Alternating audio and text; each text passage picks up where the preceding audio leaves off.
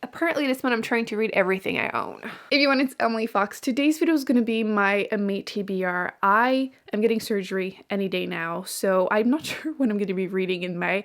I'm filming this a little bit in advance, and I don't know if I'm going to be in the mood to read anything or if I will be binge watching something, depending on how much painkillers I have to take. So yeah, I do have a kitten in my hand. This is number one. He was crying, so I just grabbed him because it was breaking my heart. I don't think you could have heard it, but I could, and it was too much for me. So we're going to talk about some of the books that I'm hoping to read in the upcoming-ish month.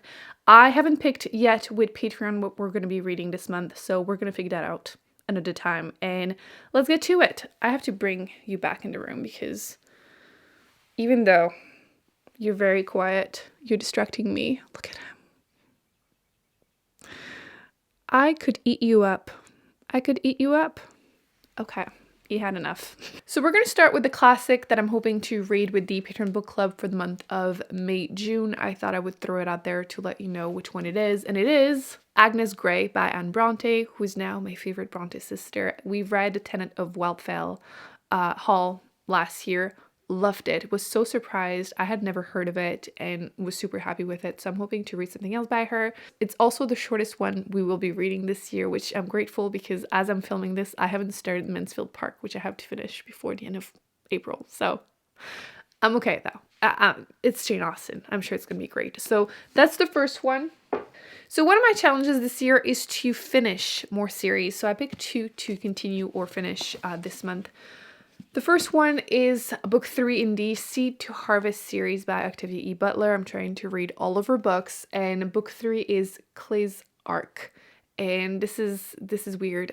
People with superpowers, and then they're interbreeding. That's how it starts, at least in book 1. So I'm curious. I want to read it. Book 2 was actually good, a little bit less weird than book 1. So we'll see how that goes.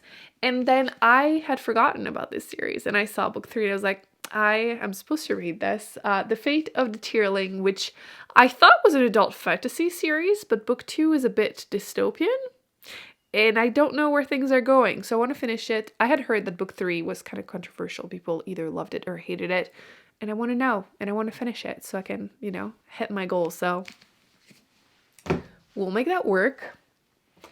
There's also a few new releases that I really want to read. Actually, the first one is Happy Place by Emily Henry. It's coming out at the end of the month, I believe, and I really, really want to read it. I have loved Book Lovers and Beach Read by her, and I liked People We Meet on Vacation. I just felt like the two main characters had zero chemistry.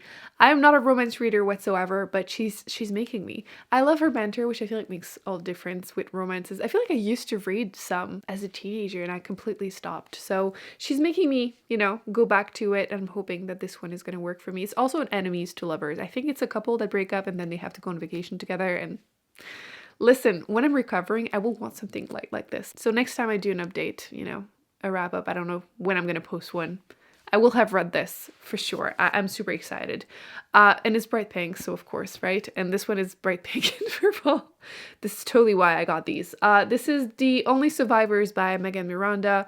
This one just came out earlier this month. I want to read it. I've been reading most of her books. They tend in general to be like a 3.5 on average for me, but they're just solid murder mysteries in small towns, and they work so well for me. I like the vibes. They're summer reads to me. I don't know why. In this one, it's similarly, look at that cover. Does that not scream summer beach read? It does. So, a decade ago, 2 vans full of high school seniors that were going on a trip. I don't know why senior sounded so weird. Some of them die. There are some that survive, and then things get weird later. And listen, I don't even care what it is about. I will be reading it, and I'm excited for it. All of her books are like this, and I'm okay. Actually, 2 of them are arcs that I was able to get my hands on. So quickly, we have Untethered Sky by Fonda Lee.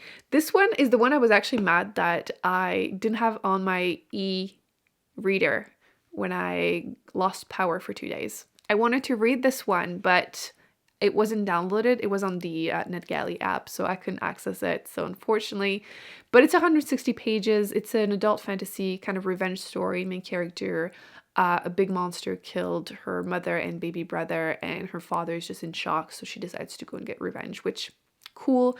I'm hoping that this will remind me that I have the other series by her that I need to finish. Is it Jade Legacy? No, that's one of the books. Greenbone Saga series. There you go. I knew it was there somewhere. So yes, hopefully that will shame me into finishing the other series. I don't know why I keep forgetting it exists. I also want to read Assassins of Reality, which is the second book after Vita Nostra, which is an adult fantasy. Again, I'm trying to go back to fantasy in magical school, but also one of the weirdest thing I've ever read. But book one was good. The ending, though, I don't know how things are going to continue, but I'm assuming we're going to go back to the magical school, and I'm all for it. So yeah, no idea what to expect, but this just came out also. There are some Brendan Sanderson that I really want to read because I've been neglecting his books quite a bit. His secret projects are coming out throughout the year, and I have yet to finish Tress of the Emerald Sea. I don't know if you guys remember, I mentioned how I was, I think, 29% into it or something, and I haven't read one more page from it since. So yeah, I'm hoping to get back to it. Maybe when I'm recovering, I won't want to hold a book. Maybe. I'm also actually still reading the ebook Beware of Chicken, and so far it's really good. Low stake fantasy, which we'll come back to that. But yes, Tress of the Emerald Sea, we're trying to go back to that.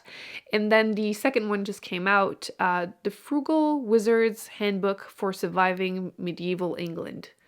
So from what I understand, you have this man who wakes up in medieval England and he's trying to survive there, and I'm assuming he has magic. I don't know from the title. I've been trying to avoid any info about these things because there's so many spoilers everywhere. So that's all I know, the title, and I'm going to be reading it hopefully soon.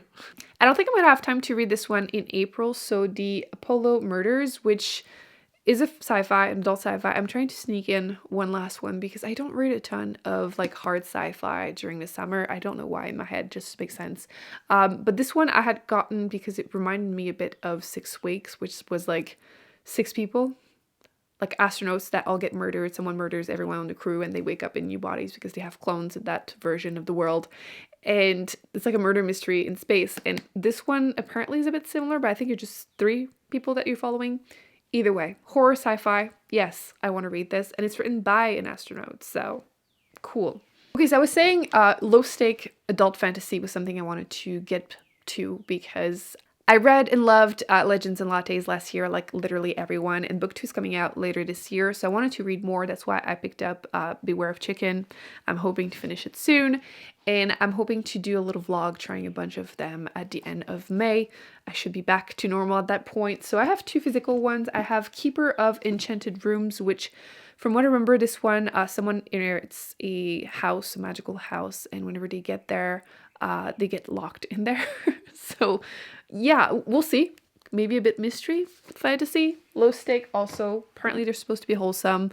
Same thing with this one, The House Witch, which you're following someone that works for a king and queen, and it's a chunky one. So I'm really curious. I didn't think I was going to love these as much as I have been. Like, Beware of Chicken has changed my mind. So yeah, I've been enjoying these a lot more than I expected, so I'm curious to try more. I also have one from the library, actually, not that I'm thinking about, The Witches of Moonshine Manor. So that's another option for me in the month of May. I almost forgot about this. I really want to read Good Morning Midnight because I just did a video about the best post-apocalyptic books I have read since the last one I had done.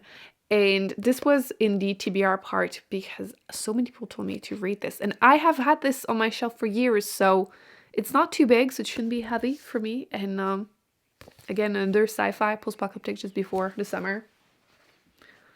I'm excited for that one. I still want to do my read it or unhaul it. I just don't know if it's going to be possible or not next month. I'm trying to, put very low expectations on myself for that. I want to obviously recover, but I might have no issue and do it because I do have still, like, I know we're under 400 books in here, but it's still, I think we're actually just at 400. So yay me, but it would be nice to bring it down before we add all the ones I've bought this year for next year. And I have a few audiobooks from the library. That's going to really depend on whatever pops on my phone as available because again, I have like 2 more weeks at least before the end of May for me. But I really want to get to As Long as the Lemon Trees Grow. I have heard so many great things about it. Everyone keeps telling me to pick it up, but I have a bunch. I also have Why Women Have Better Sex Under Socialism. That one is only 5 hours, so I feel like depending on how I'm feeling, I'm going to try to just survive it and keep taking care of kittens, which they're doing so well. They're terrifyingly cute. I mean, you saw number 1. I love them to bits. I'm actually hoping to also read some non-fictions, but I want to like wait to see what I'm in the mood for, except for this one that I feel like what better time to cry than whenever you're taking painkillers. Adult Children of Emotionally Mature Parents. I'm going to be reading this. It's not very long. It's less than 200 pages, but I keep seeing quotes of this, and I think it's going to make me cry and die a little inside, and yeah, I think I could benefit from this. So we'll see how that goes. I also still have... Okay. I also still have the ones I was meant to read in April and didn't, at least so far. The Master's Stool Will Never Dismantle the Master's House, and Our Prisons Obsolete. So 2 little ones. Again, I'm trying to think, I don't know why. I'm like, maybe books that are not too heavy. I might have no problems. And I also have this one by Madeline Miller. So yeah, basically, I'm continuing part of my April TBR to May and adding a few random things.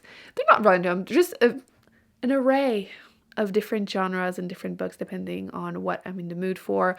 I was feeling the slump and I feel like it's finally kind of moving away, but my taste is still kind of weird. But we're going back to fantasy, so there's that. I feel like during the summer, the low stake fantasy, murder mysteries or thrillers, and then we're going to go back towards contemporaries a little bit and romance. Who am I? So I'm really excited. I hope you are too. Let me know what you're planning on reading in the upcoming month. Let me know if you've read any of these and which ones I should prioritize. And yeah, thumbs up, subscribe, and I will be putting more videos on the screen that I recommend you check out. And I will see you in an upcoming pre-filmed video. Bye.